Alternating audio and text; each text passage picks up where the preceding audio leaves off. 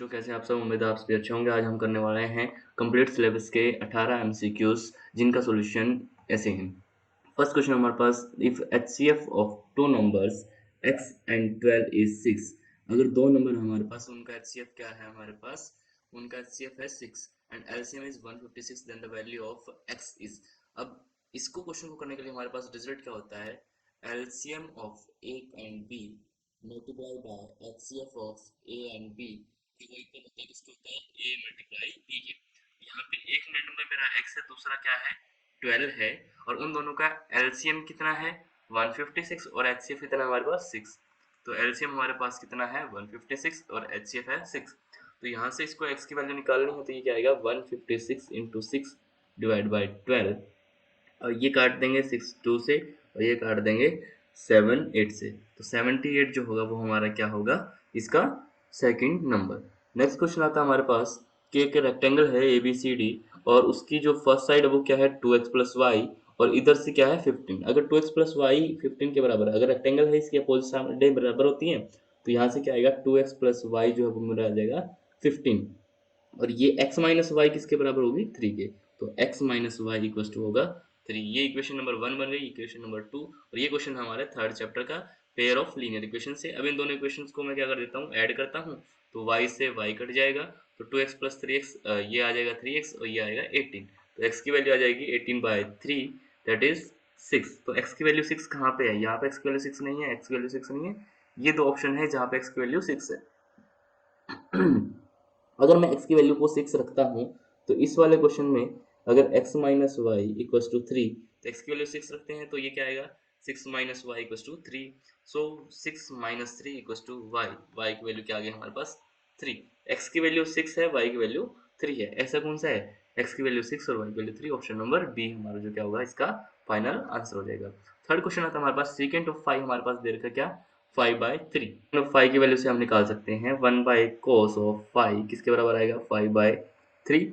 तो cos of 5 की value आ जाएगी हमारे पास 3/5। कोस ऑफ 5 की वैल्यू 3/5 आई, तो यहाँ से अपने पास रिजल्ट क्या होता है? कोस स्क्वायर 5 किसके बराबर आएगा? 9/25। तो 1 माइनस कोस स्क्वायर 5 किसके बराबर होता है?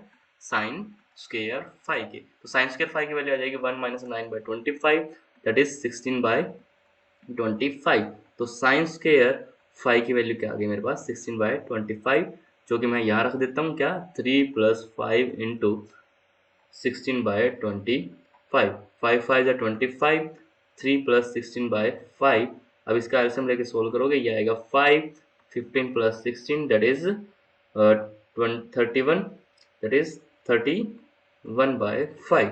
31/5 ऑप्शन नंबर ए हमारा क्या हो जाएगा? Right answer. नेक्स्ट क्वेश्चन क्या आता है हमारे पास? Sine of theta plus cos of theta equals to root sine of theta plus cos of theta अगर इक्वल्स टू क्या हमारे पास? रूट 2। अगर रूट 2 के बराबर है, तो यहाँ से मैं क्या करता हूँ? स्क्वायरिंग ऑन बोथ साइड करता हूँ, तो ये मिलेगा मेरे को sine square theta plus cos square theta plus 2 sine theta cos of theta equals to 2। तो यहाँ से आएगा क्या? Sine square theta plus cos square theta 1 into 2 sine theta cos of theta equals to 2। ये 1 इधर आके माइनस का हो जाएगा, तो 2 sine theta cos theta equals to 2 minus 1। ये आएगा 2 sine theta cos of theta equals to 1। यहाँ से मेरे पास बन जाएगा sine theta cos theta equals to 1/2। अब अगर दोनों की मल्टीप्लाई 1/2 है, तो यहाँ से साइन थीटा और कोस थीटा अगर 1/2 कब आएंगे? जब ये भी मेरा 1/√2 हो जाए और ये भी 1/√2 हो, तो क्या आ जाएगा? 1/2 आ जाएगा। तो साइन ऑफ थीटा किसके बराबर आ गया मेरा? 1/√2 के। और साइन थीटा √2 1/√2 के कब बराबर होता है? जब थीटा क्या हो? 45। तो ऑप्शन नंबर सी हमारा क्या हो जाएगा? Right answer. नेक्स्ट क्वेश्चन आता है हमारे पास, अल्फा बीटा क्या है? इस क्वाड्रेटिक इक्वेशन की क्या है? रूट है, तो मेरे को alpha square alpha beta square plus alpha square beta plus alpha beta की वैल्यू फाइंड करनी है। तो यहाँ से क्या करेंगे?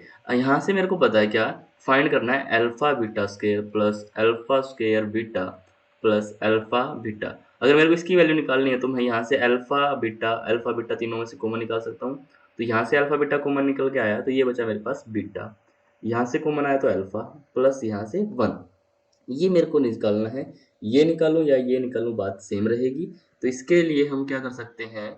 इसके लिए हम क्या करेंगे कि इस क्वाड्रेटिक इक्वेशन में मेरे को क्या पता है? 4x² plus 5x plus 7। तो यहाँ से मेरे को पता है अल्फा प्लस बीटा क्या होता है मेरा -b/a, तो -4/5। और इसके अलावा हमें पता है अल्फा इंटू बीटा क्या होता है c/a, दैट इज 7/4। तो यहाँ से मैं अल्फा प्लस बीटा की वैल्यू क्या लिख सकता हूँ -5/4। तो अल्फा बीटा की वैल्यू क्या है मेरी 7/4, अल्फा प्लस बीटा -5/4 प्लस 1। ये कैलकुलेट करूंगा तो 7/4, ये आएगा 1 -5/4, एलसीएम लेंगे तो ये आएगा मेरा 7/4 इंटू 4 - 5/4। यहाँ से सोल्व करेंगे तो 7/4 -1/4, दैट इज -16। तो -7/16 कौन सा ऑप्शन है? B, option number B. Next question आता है हमारे पास, root of quadratic equation 2x² + 3x - 14 = 0 are. इस क्वाड्रेटिक इक्वेशन के जो रूट्स होंगे वो क्या होंगे? अब इसको सिंप्लीफाई करने के लिए देखो, या तो हमारे पास क्या होता है, जो मिडिल टर्म है उसको स्प्लिट करो और रूट्स को निकालो एक्स और वाई को। अगर ऐसा ना करना है तो एक दूसरा चांस हमारे पास होता है।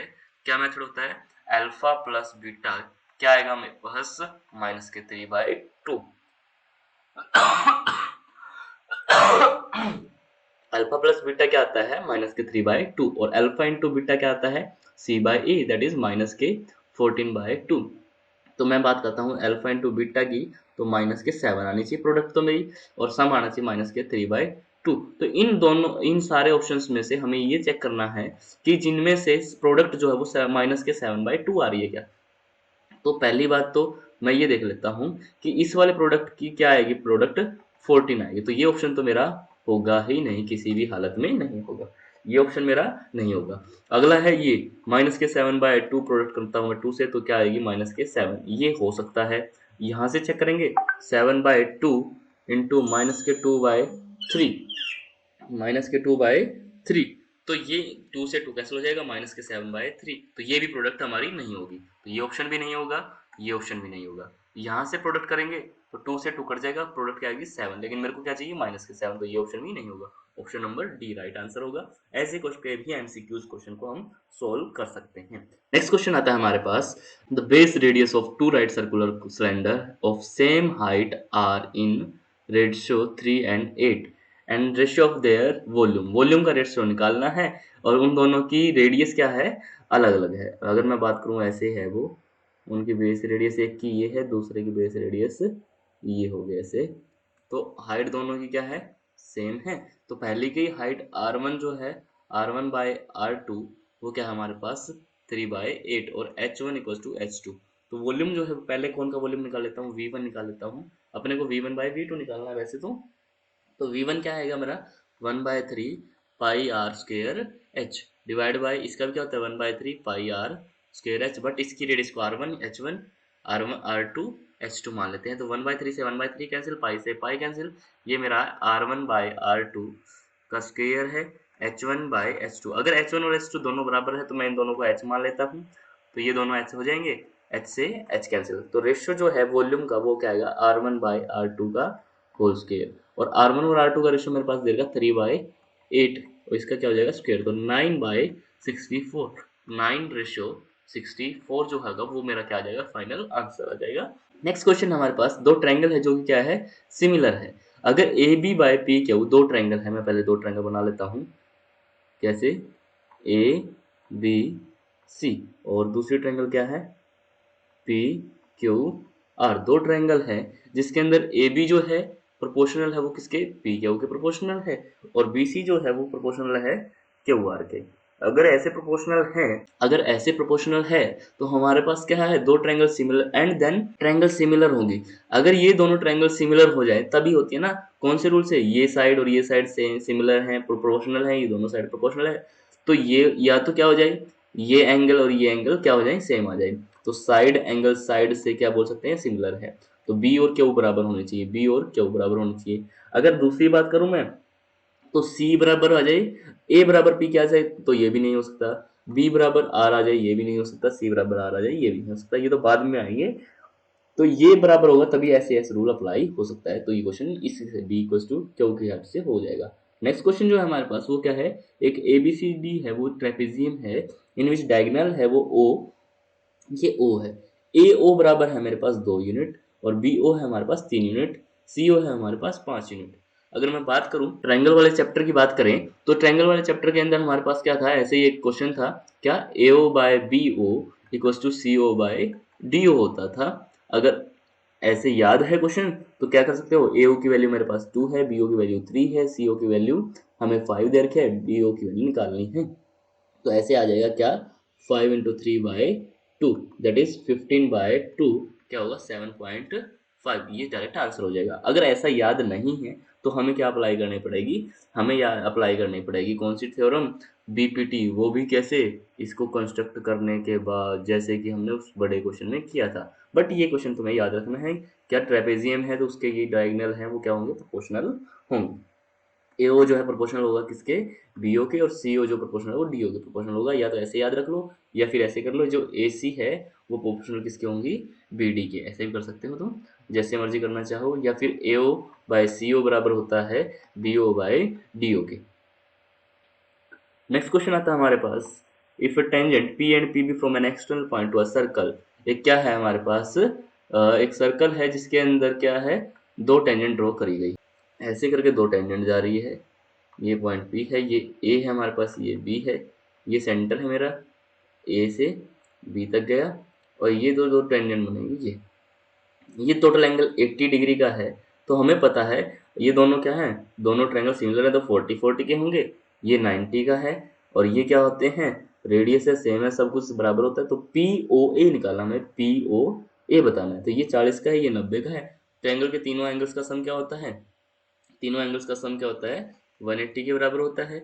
लेकिन 180 के बराबर क्या आएगा, 40 प्लस 90 प्लस एक्स, इसको मैं मान लेता हूँ एक्स। तो ये कितना आया 9, और 130 प्लस एक्स 180, 180 में से 130 माइनस कर देंगे, एक्स आ जाएगा, ये आएगा हमारा 50 डिग्री। नेक्स्ट क्वेश्चन आता है हमारे पास, the point on the Y axis which is equidistance from A and B.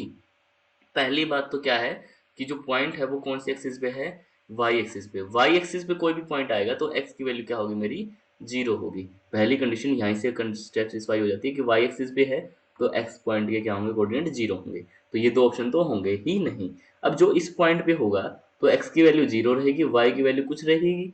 और किस पॉइंट से सेम डिस्टेंस पे है, 6,5 से। या तो तुम डिस्टेंस फॉर्मूला लगा सकते हो, क्या 6,5 से 0, के का जो डिस्टेंस है वो बराबर किसके होगा, 0, के का डिस्टेंस और -4,3 का डिस्टेंस बराबर होगा। तो किसका डिस्टेंस है, यहाँ से डिस्टेंस निकाल लो, इसका निकाल लो, ये अपने पास दे रखा है, जिसका डिस्टेंस सही आएगा वो निकालो। 0,3 का निकाल लो पहले, 0,3 का कहाँ से निकाल लेते हैं, 0,3 का डिस्टेंस निकालता हूँ मैं किससे, इन दोनों का। तो 6 - 36 का स्क्वायर, 5 - 3 2 का स्क्वायर 4, स्क्वायर 40 √40, ये निकालेंगे तो क्या आएगा, -4 का स्क्वायर 16, और 3 में से 3 गए 0, ये दोनों बराबर नहीं है। तो ये क्या है, 9 का निकाल लो, 6 - 0 36, 9 - 5 4, 4 का स्क्वायर 16, इन दोनों का सम करेंगे तो क्या आएगा, 6 12 3 और 2 5 √52, 9 का और इसका निकालेंगे तो 4 का स्क्वायर 16, 9 में से 3 गए 6, 6 का स्क्वायर 36, ये दोनों बराबर आ जाएंगे, मतलब ये ऑप्शन सही रहेगा। नेक्स्ट क्वेश्चन क्या है, which of the following is not true. Not true पूछा है ना, if the length of the side with the length of the side of the triangle if the angle remains the same. Means ये बोल रहा है क्या ratio जो है ट्रिग्नोमेट्रिक रेशियो वो वेरी करेगा with the length of triangle. की लेंथ बढ़ने से क्या रेशियो सेम बदलेगा, नहीं, बिल्कुल नहीं बदलता। ये क्या रहते हैं, ट्रिग्नोमेट्रिक रेशियो जो है वो क्या रहते हैं, हमेशा सेम रहते हैं अगर एंगल सेम है। तो ये क्या होते हैं, एंगल पे डिपेंड करते हैं। लेकिन एंगल सेम रहे तो सेम रहेंगे रेशियो, बट साइड चाहे कुछ भी हो जाए। If one trigonometric ratio of an angle is given the another trigonometric ratio of the angle can be determined. बिल्कुल सही बात है, अगर हमें साइन ऑफ थीटा की वैल्यू दे रखी है तो हम बाकी 5 की निकाल सकते हैं। तो ये भी सही है, ये भी सही है। नहीं, ये तो गलत है ना, angle very with the length of, ये वेरी नहीं करेगा, ये वेरी नहीं करेगा, ये गलत है। The ratio of never exceed, सही बात है, 1 से बड़ी वैल्यू नहीं होती, 0 और 1 के बीच के अंदर वैल्यू रहती है। The second of greater than, ये भी सही है। तो ये पहला ऑप्शन ही क्या रहेगा मेरा, रॉन्ग हो जाएगा। नेक्स्ट क्वेश्चन आता है, the area of minor sector of the circle is 1/3 of the major sector, find the angle of the sector. ये क्या बोल रहा है, एक सेक्टर बन रहे हैं, ये जो माइनर सेक्टर इसका एंगल थीटा है, ये क्या आएगा 360 माइनस थीटा। तो मैं बात कर लेता हूँ, 360 माइनस थीटा रहेगा। तो माइनर सेक्टर का एरिया क्या है, pi r square into theta by 360। और जो दूसरा है वो क्या बोल रहा है, 1/3 ऑफ मेजर। 1/3 क्या है, पाई आर स्क्वायर, थीटा कितना होगा 360 माइनस थीटा बाय 360, है ना। ऐसे ही होगा 1/3 और पाई इसका एरिया, तो पाई आर स्क्वायर से पाई आर स्क्वायर कैंसिल हो गया, थीटा बाय 360 से 360 काट देते हैं, तो ये मेरा मिलेगा 3 theta equals to 360 minus theta के बराबर थीटा इधर आएगा 4 theta equals to 360, theta equals to 360 by 4, 4 9 जा 36, थीटा कितना आ जाएगा 90 डिग्री, तो थीटा आ जाएगा 90 degree. If the median and the mean of the data is 12.6 and 12.1 respectively, then the mode is, अब देखो हमारे पास मीडियन दे रखा कितना 12.6 एंड मीन दे रखा 12.1, और तो हमारे पास एक फॉर्मूला होता है, क्या होता है कि जो टू मीन प्लस मोड, क्या टू मीन प्लस मोड जो होता है वो बराबर होता है 3 मीडियन के, 3 मीडियन के। तो इस फॉर्मूले की हेल्प से हम क्या कर सकते हैं, हमें दे रखा है मीन दे रखा है और मीडियन दे रखा है, मीन दे रखा है और मीडियन दे रखा है, इन दोनों की वैल्यू पुट करो। 2 इंटू मीन, मीन की वैल्यू कितनी है 12.1 प्लस मोड बराबर होगा किसकी 3 इंटू मीडियन, मीडियन देगा 12.6, तो यहाँ से मोड की वैल्यू आ जाएगी। कैसे आएगी, इसको लिख देते हैं 121 इंटू 2/10 प्लस मोड जो होगा वो क्या होगा 3 इंटू 126/10।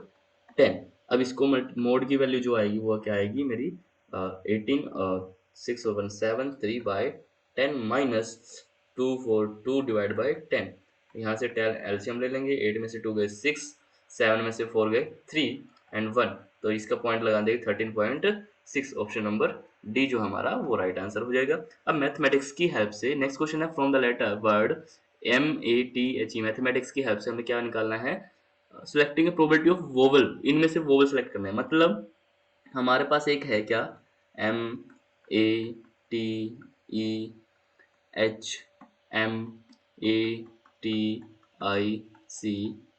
ये सारे लेटर हैं, इनमें से मेरे को क्या निकालना है probability of vowel, probability of vowel. तो वोवल कितने हैं पहले, ये तो क्या है टोटल, टोटल कितने हैं मेरे पास, काउंट करो 1 2 3 4 5 6 7 8 9 10 11, टोटल कितने हैं मेरे पास 11।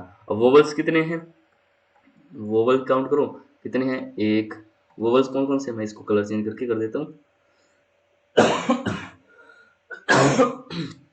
वोवल कौन कौन से हैं, ए है, एम, AEIOU होते हैं ना, AEIOU, कोई और रह गया, और कोई नहीं रह गया, तो टोटल वोवल्स कितने हैं इसके अंदर 4, तो प्रोबेबिलिटी क्या आएगी 4/11, option number C, option number C. अब किसी के दिमाग में ये हो सर ए तो 2 बार आजकल, लेकिन 2 बार आया तो 2 बार ही काउंट करेंगे।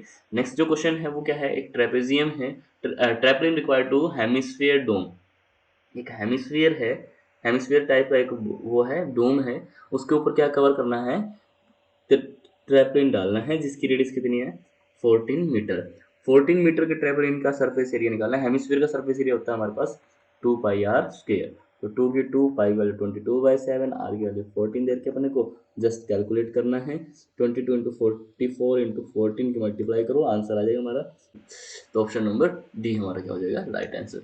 नेक्स्ट क्वेश्चन आता है हमारे पास, in a group data distribution table modal class, जो मॉडल क्लास है वो कौन सी होती है, अपने टेबल बनाई है FI और XI की टेबल बनाई है ना, तो इसके अंदर मोड निकालने के लिए अपने को क्या चाहिए होता है, हाईएस्ट फ्रिक्वेंसी होती है वो क्या होती है मेरा F1, जो उससे कम होती है वो F0, उससे ज़्यादा होती है जो F2 होती है, और जो F1 होती है वही क्या हमारी होती है मॉडल क्लास। F1 क्या होता है मैक्सिमम बड़ा होता है, तो maximum class with maximum frequency क्या होती है हमारी modal class. Next question, a vertical pole of length 6 metre cast है, जब एक पोल हमारे पास क्या है, एक पोल है जिसकी हाइट कितनी है 6 मीटर है और उसकी शैडो कितनी है 4 मीटर की, ग्राउंड पे है सेम टाइम पे है, and at the same time tower cast shadow of 28 metre. अब दूसरा टावर है जिसकी शैडो कितनी है 28 मीटर, ये जो है वो क्या है 28 मीटर। अब अपने को क्या निकालना है, इसकी हाइट निकालनी है, तो यहाँ से अपने को थीटा मिल जाएगा क्या साइन ऑफ थीटा। अब सेम टाइम पे तो एंगल क्या रहेगा हमेशा ही सेम रहेगा, तो एंगल सेम रहेगा तो ये 90 है बाई एंगल, एंगल क्राइटेरिया दोनों ट्रायंगल सिमिलर होगी, तो ये रेशियो क्या रहेगा सेम रहेगा, 4/28 बराबर हो जाएगा 6/h के, तो यहाँ से h बराबर होगा 6/4 इंटू 28, 6 7 जा 48, 42 मीटर जो होगी वो क्या हो जाएगी, इसकी हाइट हो जाएगी। नेक्स्ट क्वेश्चन आता है हमारे पास, 6 की power 3 raise to power n can never be end with 0। ये क्वेश्चन हमने किए हुए हैं सारे के सारे कि 6 की पावर n जो है वो कैन नेवर एंड विद 0 क्यों नहीं होगी। अगर 3 की पावर 3 की पावर को मैं n को मैं लिखूं मल्टीप्लाई करके, तो इसके अंदर ना तो 2 आ रहा है ना ही 5 आ रहा है, तो इसके प्राइम फैक्टराइजेशन के अंदर 3 ही अकेला आएगा, ना को तो 2 आएगा ना 5 आएगा। और 0 के साथ एंड होने के लिए हमारे पास क्या चाहिए, 2 और 5 साथ में चाहिए। तो जो ये ऑप्शन है कैन नॉट एंड विद 0, तो मतलब ये क्या है, ट्रू है। Any positive integer ending with digit 0 is divisible by 2 and 5 both, ये भी बात सही है। अगर किसी के एंड में 0 आ रही है तो हमारे पास 2 भी चाहिए और 5 भी चाहिए, और 2 और 5 आ गए वो 2 से भी डिवाइड होगा और 5 से भी, तो ये भी क्या है, ट्रू। तो बोथ दो क्या है, वो क्या है, ट्रू है। इसमें और फॉल्स है, इसमें ए फॉल्स है, इसके अंदर क्या है, ये भी ट्रू है। Both assertion reason are true, both assertion reason are true, और ये करेक्ट एक्सप्लेनेशन भी है। तो ए ऑप्शन इसका क्या हो जाएगा, राइट आंसर।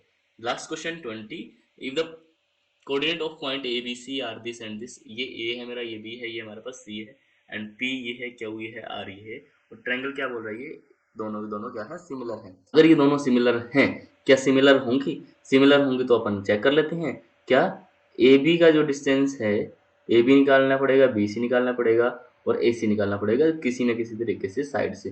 तो यहाँ से मैं ए बी निकाल लेता हूँ, और ए बी जो आएगा मेरे पास वो क्या आएगा, 3 माइनस 2 1 का स्क्वायर प्लस 2 माइनस 6 माइनस 4 का स्क्वायर 16, ये आएगा √17। बी सी क्या आएगा, बी और सी के बीच का डिस्टेंस 5 माइनस 2 3 का स्क्वायर 9 4 माइनस 6 2 का स्क्वायर 4, ये क्या आएगा, 9 और 15 13। यहाँ से ए सी और निकाल लेता हूँ, ये क्या आएगा, 5 में से 3 गए 2 2 का स्क्वायर 4 4 में से 2 गए 2 का स्क्वायर 4, ये क्या आएगा, √8। इनके स्क्वायर के ऊपर रूट होता है हमारे पास। तो ए बी बी सी आ गया। अब यहाँ से पी क्यू निकाल लेता हूँ, पी क्यू क्या आएगा, 1 माइनस 3 2 का स्क्वायर 4 4 माइनस 1 3 का स्क्वायर 9 4 और 9 √13।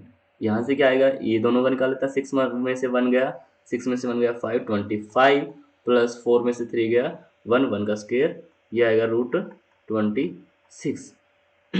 अब √26 तो किसी के अंदर ही नहीं है, और यहाँ से राइट साइड क्राइटेरिया से बोल सकते थे, लेकिन ऐसा भी हो सकता है √13 के मल्टीपल आ जाए, लेकिन √13 के मल्टीपल आएंगे तो, लेकिन √13 का मल्टीपल तो ये भी है, तो ये √13 का मल्टीपल नहीं आएगा।